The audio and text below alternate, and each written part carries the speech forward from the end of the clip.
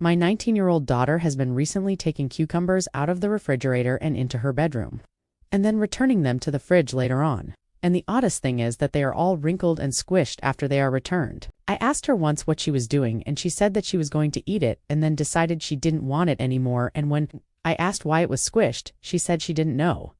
Asterisk, the next day I made my famous cucumber salad and my husband said it tasted different this time.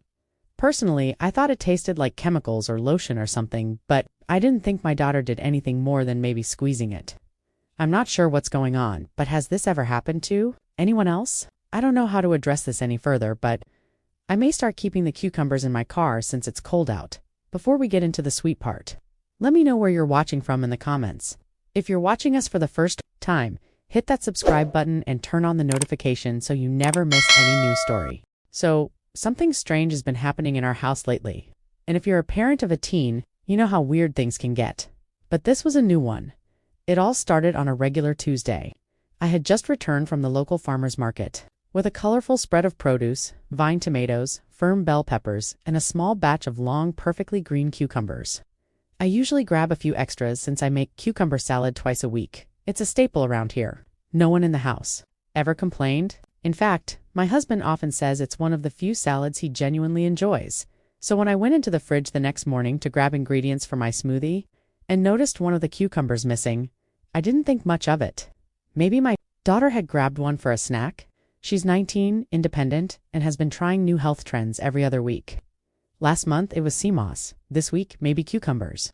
But what struck me as odd was what happened later that afternoon. The same cucumber, at least I think it was the same one, was back in the fridge. But now, it looked different, slightly squished. The skin wasn't taut like before. It was wrinkled in parts, even a bit limp. And I swear when I picked it up, it felt warm, like it had been sitting out in a stuffy room. Still, I said nothing. Maybe she had taken it out, left it on the counter, then decided against it. Teens are unpredictable. I made a mental note and moved on. The next day it happened again. Another cucumber gone in the morning. Another reappearance that evening, this time, even more wrinkled, with a subtle dent along the side. Hey, did you take a cucumber earlier? I asked her casually while she scrolled through her phone on the couch. Yeah, she replied without looking up. I was going to eat it but changed my mind. Why was it squished? She shrugged. I dunno, maybe I dropped it. Reasonable enough. But something in her tone, too quick, too vague, didn't sit right. That weekend I bought 4 cucumbers instead of 3. I placed them in the fridge like usual, and sure enough, by Sunday morning, only 2 remained. That evening the missing 2 were back. But this time there was a strange, almost slippery sheen on the skin of one, like lotion or oil. I rubbed it with a paper towel and sniffed. Nothing conclusive, but the texture was off. I hesitated, then rinsed it thoroughly and left it in the fridge. The next night was salad night. I prepped everything as I always do: fresh dill, apple cider vinegar, a touch of sugar and salt.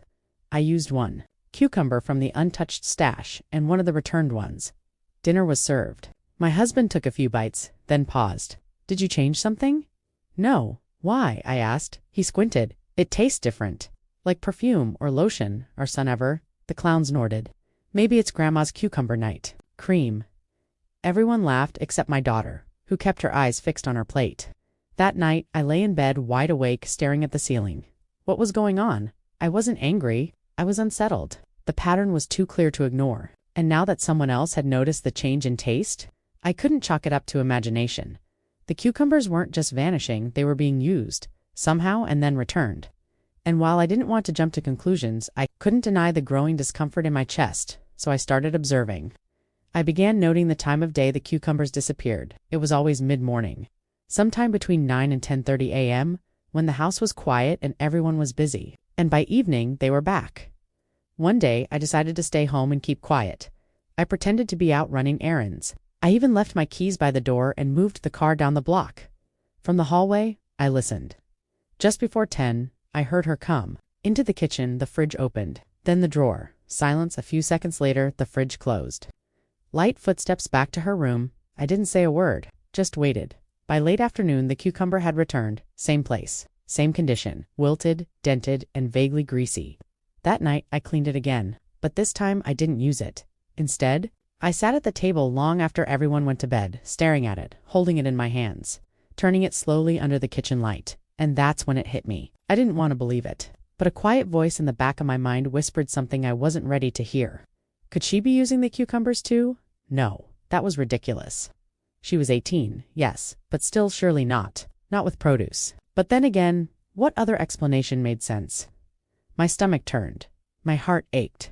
Not out of anger or disgust, but out of that helpless worry only a parent understands. The kind that says, am I failing her somehow?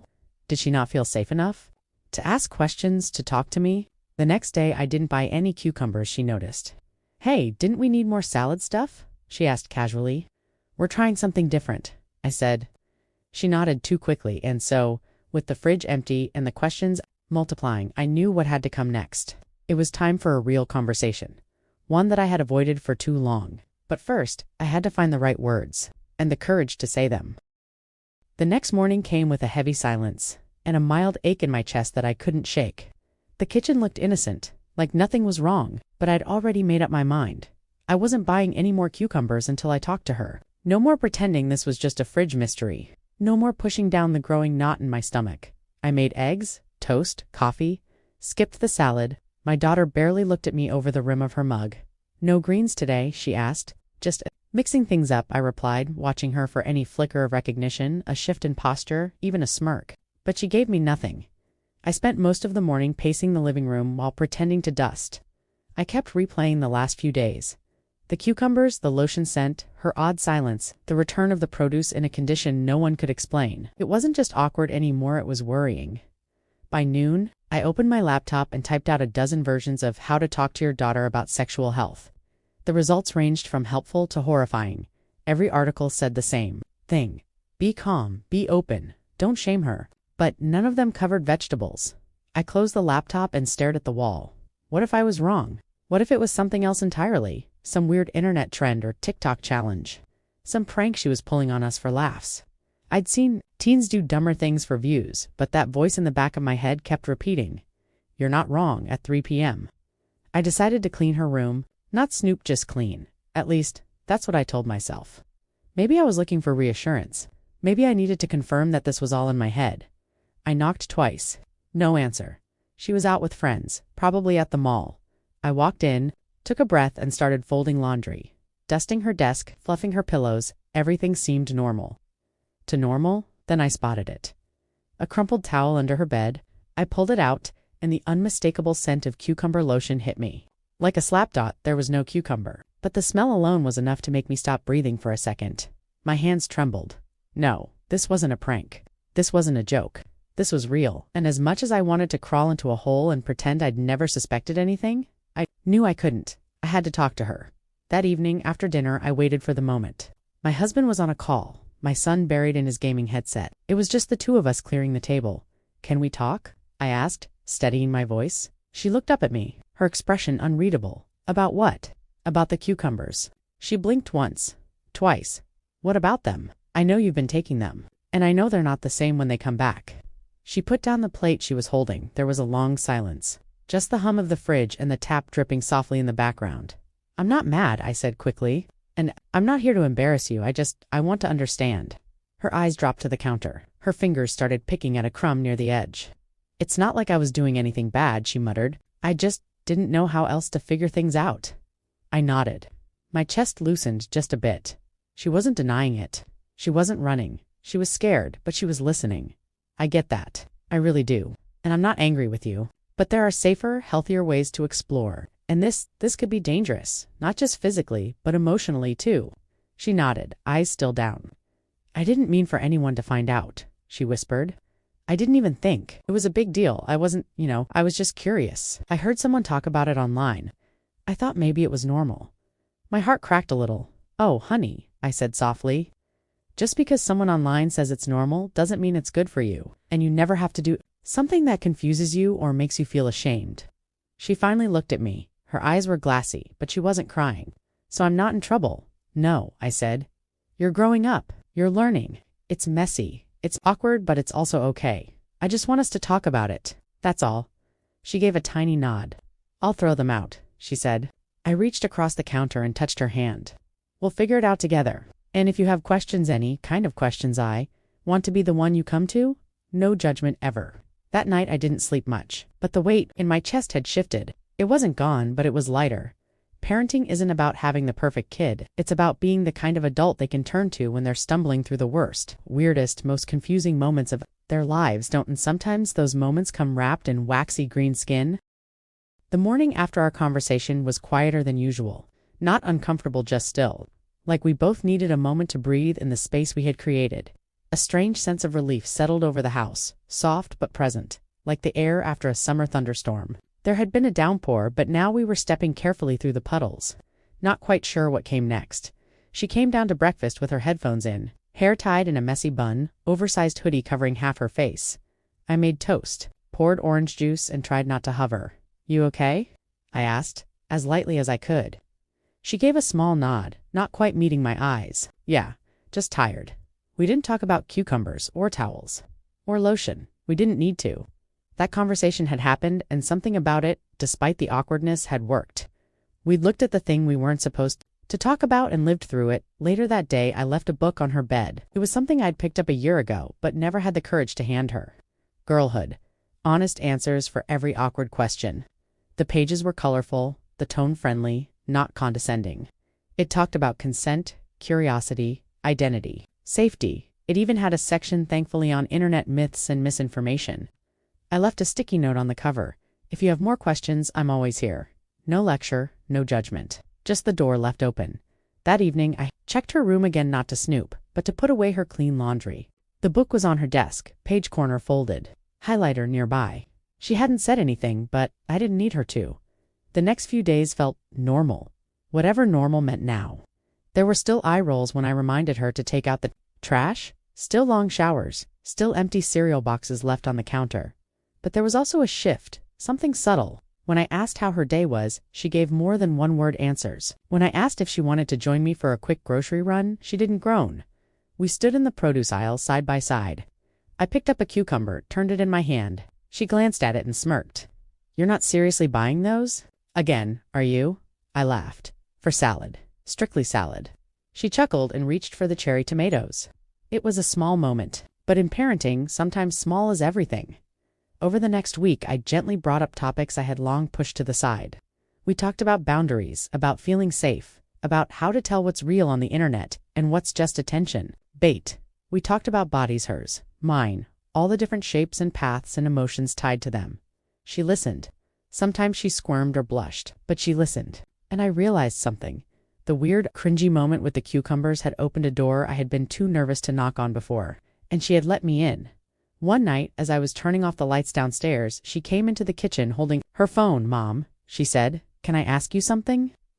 Of course. She sat at the table, placing the phone screen down like she didn't want it listening in. What's the difference between being curious and being, addicted to something? I paused. That was a big question. One I hadn't expected. Well, I began. Curiosity is about learning, exploring. It's usually driven by a question or a new experience. Addiction feels different. It's when something stops being about choice and starts feeling like a need, even if it makes you uncomfortable or unhappy. She nodded slowly. "I think I was just curious," she said. "But it started feeling weird. Like I wasn't really enjoying it, but I kept doing it anyway." "That's actually really insightful," I told her. "That awareness, that's the key to knowing when to stop. And it's totally okay to realize something doesn't feel right." She looked relieved. "I don't want to be weird," she added quietly. I reached over and gave her hand a gentle squeeze. "You're not weird. You're brave, you're growing, and you're figuring things out. That's exactly what you're supposed to be doing," she smiled. Not a big grin, but the kind of smile that says, "Thanks for not making me feel like a freak." That night, I sat alone on the back porch, staring at the stars, letting the cool breeze wash over me. I thought about all the parenting books I had read, the advice columns, the podcasts. None of them had prepared me for this. But somehow, we'd made it through the most uncomfortable part and come out closer for it, and all it took was a squishy vegetable and an awkward conversation. Parenting is never what you expect, but sometimes it turns out better than you could have hoped. By the following week, we had finally settled into what felt like a new rhythm. The silence that used to fill the kitchen when we were both in it had been replaced by light banter, offhand comments, and the occasional request for playlist recommendations. We were learning to be comfortable around each other again, though the awkward memories still lingered in the air. Like the faint smell of burnt toast, I decided, on a whim, to make my famous cucumber salad again. I hadn't made it since everything happened. Maybe I was testing the waters, or maybe I just wanted to remind everyone and myself that things were okay now. Normal, I diced up fresh cucumbers, tossed them in vinegar, olive oil, red onion, and just a pinch of sugar. It had always been a hit, something my husband called refreshing without trying too hard. Dinner that night was easy. Roast chicken, salad, and a quiet hum of conversation around the table. Everyone was home for once. No one out with friends. No one buried in headphones. I set the salad bowl in the center of the table. My daughter gave me a quick look. I smiled at her and she smiled back, sheepish but calm. She didn't flinch or excuse herself. She took a scoop like everyone else. Halfway through the meal, my husband put down his fork and squinted slightly. "This tastes different," he said. I looked up. "Different how?" He chewed slowly. "I don't know. A little off. Like soap or lotion or something?" My daughter froze for a second. Just a beat. Then resumed chewing. I forced a laugh. Maybe I added too much oil. Or maybe it was the new vinegar I bought. I tasted it myself. And immediately I knew what he meant. There was a faint bitterness. A subtle artificial note. Like the aftertaste of unscented hand. "Cream." I paused, staring at my plate. I didn't say anything more, but in the pit of my stomach something turned over. I hadn't used any returned cucumbers. At least I thought I hadn't, but what if I had? What if one of them had slipped back into the crisper drawer without me noticing? What if I had just unknowingly served that to my entire family? And the worst part? The possibility didn't come with rage or panic. It came with a strange, almost surreal realization. This was just the residue of the past awkwardness, seeping into our lives again, quietly, without warning. After dinner, I went back to the kitchen and stood alone at the sink. I looked down at the salad bowl. I thought about the cucumbers, the fridge, the towel, the book, the conversation. There was no anger anymore, just exhaustion. And the understanding that healing wasn't linear. That even after the hard conversations and the late-night reassurance, there would still be moments that made me pause. My daughter came into the kitchen a few minutes later. She looked at the salad bowl, then at me. "I didn't do anything," she said quietly. I nodded. "I believe you. I swear. I didn't even take any this time." "I believe you," I repeated, softer. She leaned on the counter next to me, her expression serious. "I don't think I'm going to look at cucumbers the same way again," I chuckled. "Join the club." She gave a tired laugh, then turned to leave. At the doorway, she paused. "I'm really sorry," she said. "You don't have to keep apologizing," I told her. "We've moved forward, but it's okay to feel weird about it for a while." And that was the truth. Sometimes weirdness doesn't go away all at once. Sometimes it lingers, like lotion, on your fingertips or a flavor you didn't expect in your favorite salad. But weirdness isn't the enemy. Silence is, and we weren't silent anymore. The next few days after the salad night incident passed with a kind of mutual silence between my daughter and me, not cold or distant, just cautious. We had said the important things already. Now we were both learning to live in the echo of those conversations, figuring out what our new normal would look like. I noticed she started spending more time downstairs in shared spaces. She'd sit on the living room couch while scrolling on her phone instead of retreating to her room. It didn't go unnoticed. One afternoon, she came up beside me while I was washing dishes and asked, "Do you want help with dinner?" It was such a simple question, but it made me pause. "Sure," I said, handing her a cutting board. "You can start with the bell peppers." As she chopped, she asked if I'd ever felt embarrassed about anything when I was her age. The floodgates cracked open again, this time not with shame, but with curiosity, warmth, and shared awkwardness. We talked about puberty, horror stories, my old middle school crushes, the first time I bought a bra, and even how I once faked being sick just to avoid a swim lesson because I was too self-conscious in my bathing suit. She laughed. I laughed. And suddenly, the heaviness that had been hovering over us for weeks began to lift. That night, she asked if we could start doing weekly grocery runs together. "I promise I won't sneak anything weird into the cart," she joked. We both laughed. Again, a real deep laugh. It felt good. We did our first girls' grocery trip that Saturday. We wandered through aisles, debated ice cream flavors, sampled cheese, and yes, even made our way back to the produce section. She eyed the cucumbers and smirked. "Should we skip them forever?" she teased. "Nah," I said. Cucumbers didn't do anything wrong. We picked out two, firm, fresh, and this time, strictly for salad. Driving home, she asked if we could maybe talk to someone together, like a counselor or therapist. Not because anything's wrong, she added quickly, but because maybe it would help us talk more about stuff, in general. I was taken aback, but also incredibly proud. It was her idea, her initiative. "That sounds like a great idea," I said. "We'll look into it together." The next week we Had our first session with a family counselor, nothing heavy or dramatic, just a space where we could unpack the awkward, the funny, the curious, and the confusing. And even though we didn't dive back into the cucumber saga specifically, it was always there in the background, a strange origin story for our renewed bond. Months later, we found ourselves reminiscing over dinner. "Remember when Dad said the salad tasted like hand lotion?" she said with a giggle. I groaned playfully. "Don't remind me, I almost retired that recipe forever." "But you didn't, and it still slaps," she added, grabbing a second helping that night. As I loaded the dishwasher and she hummed along to some song on her phone, I realized something powerful. That odd, uncomfortable moment that had once threatened to unravel everything between us had somehow become the bridge that brought us closer. Parenting isn't about preventing awkwardness, it's about walking through it, hand in hand with as much grace and honesty as you can manage, and sometimes it takes a squishy vegetable to get you there. Thank you for watching. Don't forget to like, share, comment, and subscribe to the channel for more of these stories.